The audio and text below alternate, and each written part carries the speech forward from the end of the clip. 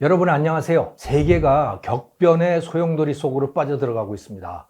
미국, 중국, 러시아 같은 이 강대국들이 서로 대립하면서 전쟁들이 터져나오고 있는 것이죠. 경제적으로도 자유무역의 시대가 끝나고 자국 산업 보호하자, 또 같은 편끼리 편을 짜서 이 블록 경제를 만들자, 이런 시대로 진입하고 있습니다. 그런데 우리 한국의 성공 기반은 수출 아닙니까? 세계에다가 좋은 물건 팔아서 돈 많이 벌었습니다. 그래서 우리가 35,000달러까지 그런 소득을 벌어들이게 된 거죠. 그런데 그 성공의 기반인 글로벌 시장이 이제 분열되고 뒤틀리고 있습니다. 우리의 성공 기반이 허물어지고 있는 것이죠. 이제 여기서 살아남으려면 잘 변해야 하는데 우리가 과연 그러고 있는가 한번 점검해 보려고 합니다. 자, 먼저 우리 자체 역량, 최근에 잘 보여주고 있는 게 삼성전자 상황이라고 보면 되겠습니다. CEO가 나와서 대중에 대해서 사과를 해야 될 정도로 사정이 안 좋습니다. 수익성이 떨어졌기 때문인 것이죠. 그것도 일시적이 아니라 구조적으로 그렇게 되어가고 있는 것입니다. 사실 삼성의 성공 비결이 뭡니까? 과감한 투자를 통한 치킨게임. 이게 성공의 비결이었어요. 치킨게임이라고 하는 거,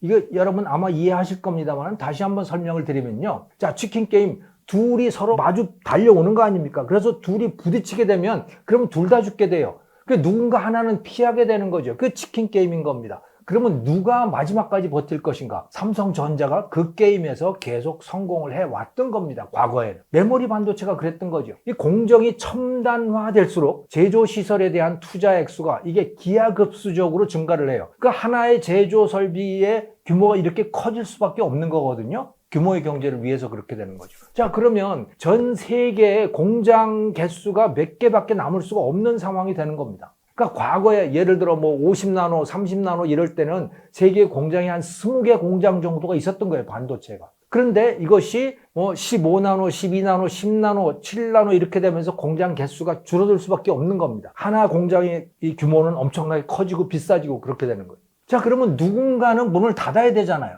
누가 문을 닫을 것인가? 이게 치킨 게임인 겁니다. 그런데 삼성은 메모리 업체 그 중에서도 가장 과감하게 첨단 시설에 투자를 했던 거예요. 삼성이 이렇게 막 과감하게 먼저 치고 나가니까 다른 반도체 기업들은 피할 수밖에 없었던 거죠. 그래서 미국, 일본, 대만 이런 반도체 기업들이 다 투자를 중단을 하고 그냥 과거의 레거시 반도체, 구형 반도체에 만족을 했던 거고, 그러면서 퇴출이 되어 갔던 겁니다. 삼성은 살아남아서 메모리의 최강자가 되었던 것이죠. 자, 그런데 삼성은 그런 방식을 다른 분야에도 그대로 적용하려고 했던 거예요. 바로 파운드리 주문 반도체 비즈니스.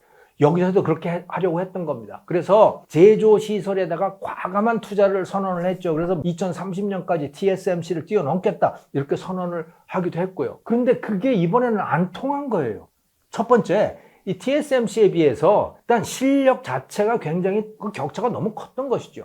그리고 과거와 달랐던 것은 이 반도체 비즈니스에 각국 정부들이 끼어들기 시작했던 겁니다. 미국, 일본, 유럽, 다른 나라 정부들 전부 이 반도체를 키우기 위해서 엄청난 보조금을 쏟아붓기 시작한 거예요. 그러다 보니까 이게 치킨 게임이 성립을 안 한 거예요. 치킨 게임이 성립을 하려면 삼성이 과감하게 치고 나갔을 때 다른 데들은 그냥 겁먹고 물러나야 되는데 정부가 뒤에서 받쳐주고 있으니까 안 물러나는 겁니다. 서로. 더욱 큰 문제는 이 삼성 직원들입니다.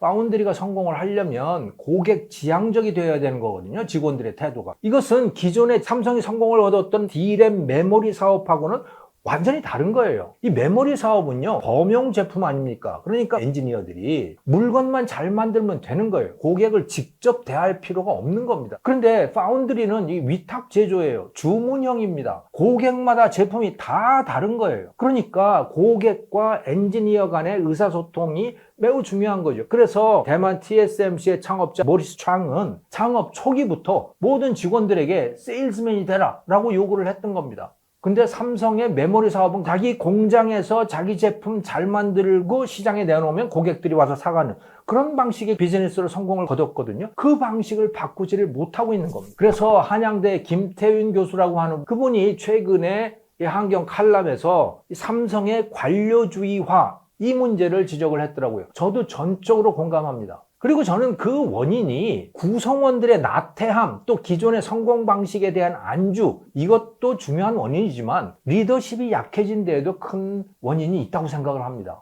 한번 우리 기억을 돌이켜서 생각을 해보면요. 1993년에 기억나시죠, 여러분? 이건희 선대회장이 아주 유명한 말을 했잖아요. 마누라 자식 빼고는 다 바꿔라. 이런 이야기를 했었습니다. 지금 그런 얘기를 누가 한다고 생각을 해보세요. 아니, 남의 마누라 자식 바꾸라는 그런 이야기를 도대체 당신이 왜 하는 거야? 분명히 이런 분위기가 조성이 될 거예요. 그런데 그때는 그런 말이 통했습니다.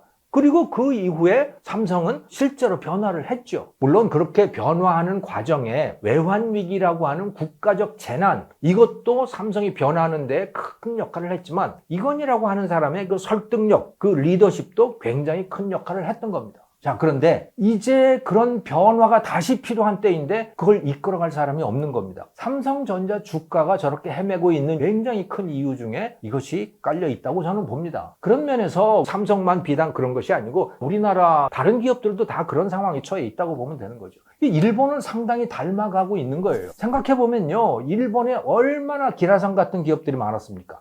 샤프니, 도시바, 소니, 히타치, 전자산업 하면 전부 일본 기업들이었잖아요. 그런데 그게 지금 왜 망했습니까? 우리 한국의 삼성전자, LG전자한테 다 따라잡혔기 때문이에요. 삼성과 LG가 무섭게 따라오는데 소니, 히타치, 도시바 이들은 변하지를 못한 거예요. 변하지 못했다기보다 오히려 변하지 않았다라는 표현이 더 맞을 것 같아요. 그들의 강점이라고 생각했던 게 뭡니까? 그 일본식 장인 정신 아닙니까? 그걸 가지고 성공을 거두었잖아요. 변화하지 않고 지금 하던 거를 계속 더 잘하는 것, 그런 정신인 거거든요. 그런데 한국 기업은 어떻게 했어요? 완전히 다른 방식으로 간 겁니다. 그 이전까지 일본 기업으로부터 아날로그를 배웠지 않습니까? 그런데 그 아날로그를 버리고 디지털로 바꿔간 거예요, 한국 기업들은. 그런데 일본 기업들은 모노츠쿠리 정신을 발휘해서 기존에 하고 있던 그 아날로그 제품들을 더욱더 정교하게 만드는데 매진을 했던 거죠. 자, 그런데 시장의 상황은 어떻습니까? 일본 소비자들의 취향은 안 바뀌지만 글로벌 소비자들의 취향은 다 바뀌어가고 있습니다. 그런데 일본 기업들은 과거의 성공 방식에 그대로 매달려 있었던 것이죠. 누군가가 나서서 그 분위기를 바꿔줘야 했는데 아무도 그렇게 안 한 거예요. 그게 무력하게 짝이 없었던 거죠. 그게 결국 한국 기업들한테 시장을 다 내주고 말았잖아요. 그런데 지금 우리가 그런 상황 속으로 빠져들어가고 있는 거 아닌가요? 저는 그렇게 되어가고 있다고 확신합니다. 과거의 그 성공 방정식에 사로잡혀서 글로벌 시장 상황이 바뀌고 있는데 우리는 변하지 않고 있다. 저는 이게 지금 우리의 상황이라고 생각을 합니다.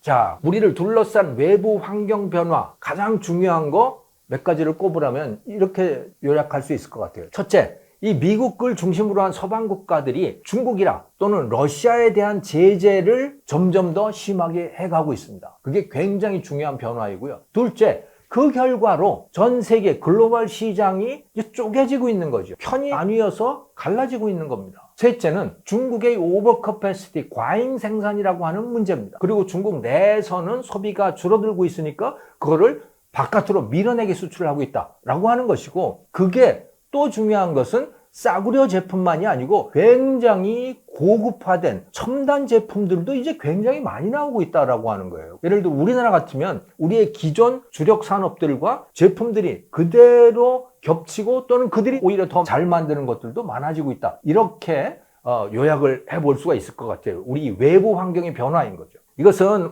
전 영상에서도 여러 군데에서 말씀을 드렸기 때문에 부연 설명은 하지 않겠습니다. 자, 오늘 말씀드리려고 하는 것은 이런 변화에 대해서 우리가 제대로 대응을 하고 있는 것인지를 말씀을 드리고자 하는 겁니다. 먼저 수출부터 살펴보죠. 제일 눈에 띄는 현상, 우리 수출과 관련해서 첫째, 반도체, 자동차 이런 것들이 수출이 급격하게 늘어나고 있습니다. 이게 제일 눈에 띄는 거예요, 최근에 들어서. 둘째, 중국에 대한 수출은 줄고 미국에 대한 수출은 늘어나고 있다. 자, 이런 외형적으로 나타난 특징들이 있는데, 자, 이것은 우리가 잘한 걸까요? 아니면 그냥 외부 환경이 그렇게 변해서 어부지리로 우리가 그냥 얻어 걸린 것일까요? 이걸 한번 따져볼 필요가 있겠습니다. 자, 반도체 수출 증가, 이거 AI 덕분입니다. 2년 전에 챗GPT라고 하는 게 세상에 나왔는데 여기에 대해서 전혀 뜻밖의 시장의 반응이 엄청 좋았어요. 오픈 AI라고 하는 챗GPT 만든 이 회사에다가 제일 많이 투자를 한 게 마이크로소프트였잖아요. 마이크로소프트조차도 챗GPT라고 하는 거 세상에서 이렇게 환영을 받을지는 몰랐던 거예요. 그렇기 때문에 챗 GPT가 발표되기 직전까지도 마이크로소프트의 주가가 뭐 곤두박질을 치고 별로 좋은 상태가 아니었던 겁니다. 그거는 투자자들도 누구도 몰랐다는 얘기죠. 자, 그런데 뜻밖의 이 챗 GPT에 대한 생성 AI에 대한 반응이 뜨거웠던 겁니다. 야, 그렇게 되니까 이거 소비자들이 굉장히 여기에 대해서 좋게 생각을 하고 있구나. 야, 여기에 투자를 해야겠다. 그래서 수많은 기업들, 이 포털들이 이 데이터 센터에다가 투자를 하기 시작했잖아요. 그래서 구글, 애플, 아마존, 네이버 이런 포털들이 전부 다 이런 투자를 하기 시작했고, 그러면서 그들이 필요로 했던 게 뭡니까? 엔비디아가 만들어내는 이 GPU를 필요로 했던 것이죠. 그래서 GPU 수요가 폭발을 했습니다. 자, 그런데 이 GPU가 제대로 작동을 하려면 메모리가 좋은 게 있어야 되는 겁니다. GPU 속도는 굉장히 빠른데 메모리는 따라가지 못하면 문제가 생기는 거죠. 근데 마침 SK 하이닉스에서 그 HBM이라고 하는 것을 만들어 놨던 것이죠. 사실은 이 HBM을 만들었던 건 AMD예요. AMD가 SK 하이닉스에다가 주문을 해가지고 HBM을 만들었는데 AMD는 오히려 HBM을 포기를 했는데 결국 나중에 엔비디아가 그거 얻어 걸린 겁니다. SK 하이닉스는 그것을 계속 뭐 조금씩 만들어 놨던 거고, 삼성도 그거를 만들었는데 뭐 별로 팔리는 데가 없으니까 그냥 삼성은 중간에 포기를 하고 이렇게 했던 것이죠. 그런데 챗 GPT라고 하는 게 나오면서 이 데이터 센터가 막 폭발적으로 늘어나게 되고, 그 엔비디아가 GPU와 짝으로 HBM을 선택을 하게 됐던 거예요. 그래서 HBM이 그렇게 잘 팔리게 됐던 겁니다. 그러니까 이것도 얻어 걸린 거예요, 말하자면. 자, 그래서 HBM에 대한 수요가 폭발하고 판매도 늘어나고, 근데 그 HBM에 들어가는 게 뭡니까?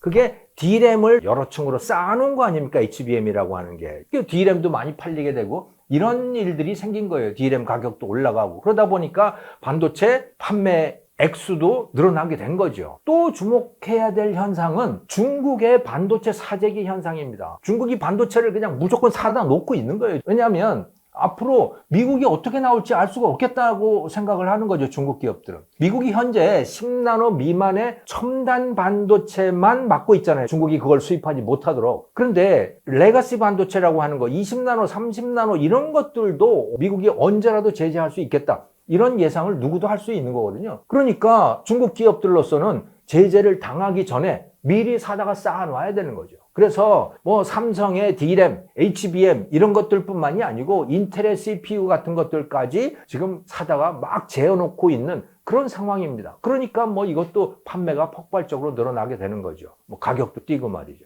자, 이렇게 해서 반도체 수출이 급증하게 된 겁니다. 근데 여기서 그러면 한국 기업은 뭘 잘했는가라고 하는 거예요. 운이 좋은 것인가? 아니면 뭘 잘한 것인가? 라고 하는 걸 따져봤을 때 HBM을 만들어 놓고 포기하지 않은 것, 특히 SK 하이닉스가 그것은 아주 잘한 거죠. 그런데 D램 가격이 급격히 올라간 거, 이거는 우리나라 기업이 잘해서 그런 겁니까? 그거 아니잖아요. 그냥 외부 환경이 그렇게 바뀐 거예요. 그러다가 보니까 결국 이게 따져봤을 때 운의 비중이 훨씬 크다. 특히 삼성 같으면 그렇다. 이렇게 봐야 되는 거겠죠.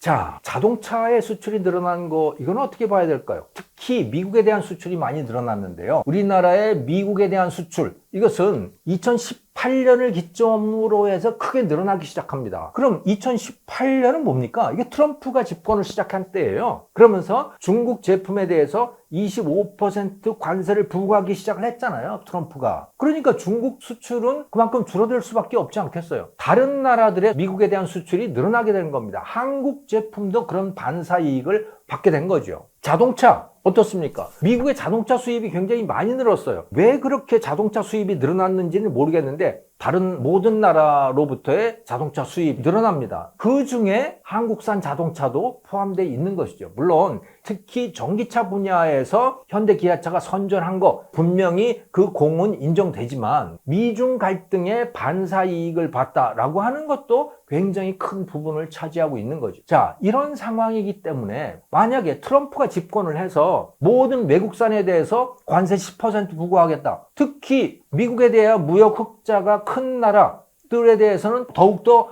규제를 강화하겠다. 이렇게 되면 우리 한국은 첫 번째 타겟이 될 가능성이 매우 높습니다. 왜냐하면 지금 한국의 미국에 대한 무역 흑자가 굉장히 크기 때문인 것이죠. 자, 이렇게 봤을 때 지금 잘 나가고 있는 반도체, 지금 잘 나가고 있는 자동차, 이것이 앞으로 계속 잘 나갈 거냐? 저는 상당한 위험성을 안고 있다고 봅니다. 왜냐하면 세계 지정학적인 판도가 너무나 급격히 바뀌고 있기 때문에 그런 것입니다. 오히려 가능성 높은 것은 원자력 발전 그리고 방위 산업이라고 저는 생각을 해요. 왜냐하면 세계가 전쟁 속에 휘말려 들어가고 있기 때문에 그런 것이죠. 그런 상황에서 빛을 발할 수 있는 산업이 지금 대표적인 게 이 두 가지인 겁니다. 자, 러시아가 우크라이나를 침략을 했지 않습니까? 그러면서 원전에 대한 수요가 엄청나게 늘어나기 시작한 거예요. 유럽 나라들, 특히 러시아산 가스를 다 들여다가 썼거든요. 그런데 러시아가 이 유럽 국가를 침략을 한 거 아닙니까? 그러니까 특히 동유럽 국가들, 북유럽 국가들, 스웨덴이나 핀란드라든가 또 에스토니아, 리투아니아, 폴란드, 체코, 불가리아 이런 나라들은 러시아를 이제 더 이상 믿을 수 없게 된 거예요. 적대 국가가 되어버린 겁니다. 그러니까 러시아산 가스를 들여다가 쓸 수가 없잖아요. 그런데 발전은 해야 되지 않습니까? 그거는 원자력을 할 수밖에 없는 거예요. 자, 그런데 그들한테 문제는 뭐냐면 원자력 발전소 건설 능력이 없는 겁니다. 그러면 이 원자력 발전소 어떻게 만들지? 러시아, 중국 다 배제하고 나면? 그러면 남는 게 한국인 겁니다. 그래서 체코가 원전을 만드는데 우선 협상 대상자로 우리의 한수원이 선정된 가장 큰 이유가 바로 이겁니다. 서방 국가들의 입장에서는 한국밖에는 이제 남은 데가 없는 거예요. 앞으로 루마니아, 불가리아, 영국, 심지어 미국까지도 이제 원자력 발전소를 늘리려고 하고 있는데 그것을 가성비 좋게 납기를 맞추어서 건설해낼 수 있는 그 주역이 누구냐? 그게 한국의 이 원전 서플라이 체인인 것이죠. 중국과 러시아가 빠졌기 때문에 그런 겁니다. 무기도 그렇죠. 전쟁이 많아지면서 너도 나도 이 군비 증강에 나서고 있잖아요. 그런데 무기의 제조 능력은 부족한 나라들이 너무 많은 거예요. 폴란드가 대표적인 거죠. 빨리 군비 증강을 해야겠는데 자기들이 스스로 만들 능력은 없는 거고 독일한테 또는 미국한테 주문을 해봤는데 뭐 몇 년씩 기다려야 된다고 그러고 그러다 보니까 찾아낸 납품 기업이 어딥니까? 그게 한국 기업들인 거 아니에요. 그래서 이 러시아의 위협을 받고 있는 다른 동유럽 또 북유럽 국가들 또 중국의 위협을 받고 있는 필리핀, 태국 같은 동남아 국가들 다 그런 처지인 겁니다. 무엇보다도 제일 큰 시장은 바로 미국이에요.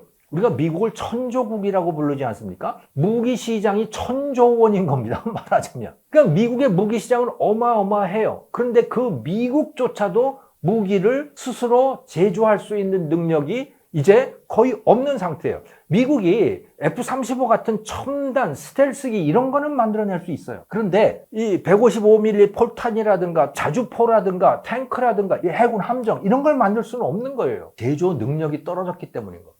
특히 해군이 그런데요. 잠수함, 구축함 이런 것들 이걸 그들이 만들 능력이 없는 거예요. 근데 다행히 한국은 북한하고 대치를 하느라고 무기 생산 라인을 계속 가동을 해왔었잖아요.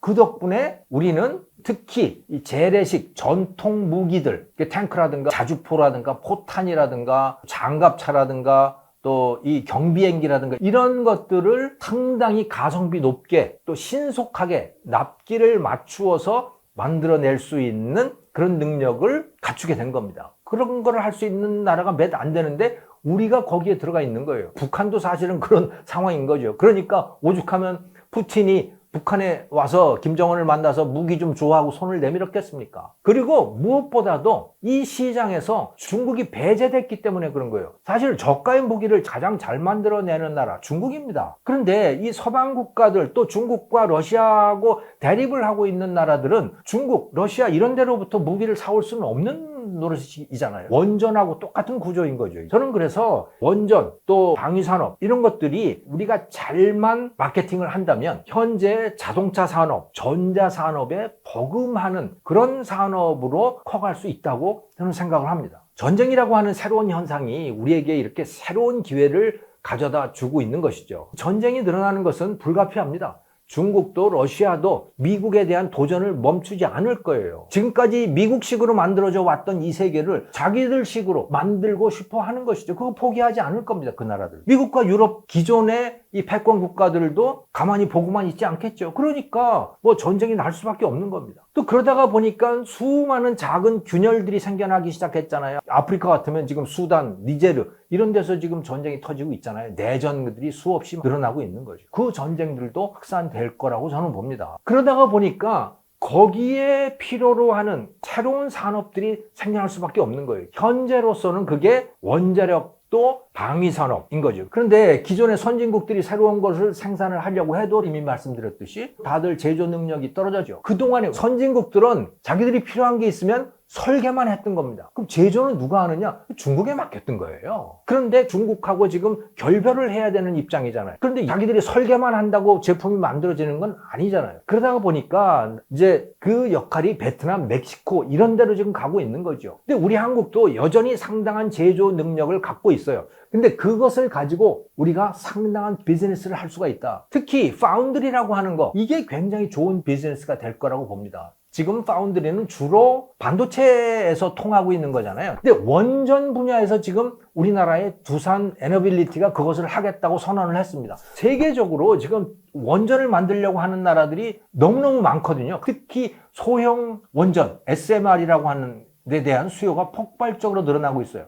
근데 제조를 할 데가 없어요. 두산 에너빌리티가 제조에 특화를 하겠다 이렇게 나선 거거든요. 그러면 미국의 웨스팅하우스가 설계를 하면 두산이 그걸 만들어 주는 거죠. 또 영국에서 원전 설계를 해가지고 온다. 그러면 두산이 그것을 만들어 주는 거예요. 그런 방식이 될 수가 있는 겁니다. 얼마든지. 삼성전자가 반도체로 그렇게 하려고 파운드리에다가 엄청난 투자를 했습니다만 TSMC의 벽을 넘지 못했잖아요. 삼성전자 기존의 기업 문화 그걸 바꾸어내지도 못했기 때문에 그렇습니다. 근데 우리가 지금 그걸 해야 될 때라고 봐요. 반도체뿐만이 아니고 원전이라든가 방산이라든가 제조 능력이 필요한 모든 분야에서 우리가 이제 파운드리 방식으로 진화를 해갈 때다. 제조업이 고객 지향적으로 서비스와 굉장히 비슷한 방식으로 우리가 진화를 해 나가야 될 때라고 봅니다. 자, 우리를 둘러싼 이 지구가 급격하게 변하고 있습니다. 지금까지 우리가 성공해왔던 그 방식에 안주하면 우리는 글로벌 소비자로부터 버림을 당하게 됩니다. 그럴 수밖에 없잖아요. 자, 그래서 우리가 바뀌어야 됩니다. 우리가 적극적으로 먹거리를 찾아 나서야 되는 거죠. 우리를 필요로 하는 고객을 찾아 나서고 우리를 필요로 하도록 우리 자신을 바꾸어 나가야 됩니다. 비즈니스의 컨셉을 바꿔야 됩니다. 그래야 3만 달러 소득에서 5만 달러로 나아갈 수 있습니다. 안 그러면 일본이 그랬듯이 그리스, 아르헨티나, 베네수엘라가 그랬듯이 우리도 여기서 주저앉게 됩니다. 변해야 될 시점입니다. 김정우의 경제TV 시청해 주셔서 감사합니다.